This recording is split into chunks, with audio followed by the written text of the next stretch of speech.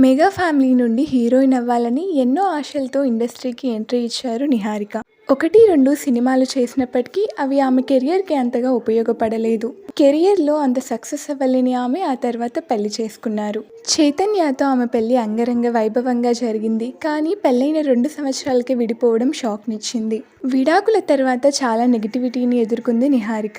అయితే రీసెంట్‌గా నిహారిక ఒక ఇంటర్వ్యూలో మాట్లాడారు. విడాకుల తర్వాత నేను హీల్ అవ్వడానికి టైం తీసుకోవట్లేదు. నా వర్క్‌లో నేను బిజీ అయ్యాను. నేనొక పిటీ కార్డ్‌ని ప్లే చేయాలనుకోవడం లేదు.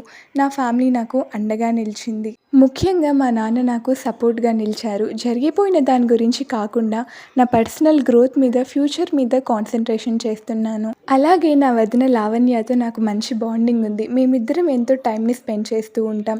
అలాగే ఇండస్ట్రీ నుంచి గాసిప్స్ అన్నీ కూడా మాట్లాడుకుంటూ ఉంటాము అని నిహారిక రీసెంట్‌గా ఒక ఇంటర్వ్యూలో షేర్ చేసుకున్నారు. ఆ పోస్ట్ చూసిన అభిమానులు నిహారిక గారు కెరియర్‌లో సక్సెస్ అవ్వాలని మేము కూడా కోరుకుంటున్నాము అంటూ కామెంట్స్ చేస్తున్నారు. ప్రస్తుతం ఆ పోస్ట్ ఇప్పుడు నెట్టింట్లో వైరల్ అవుతోంది.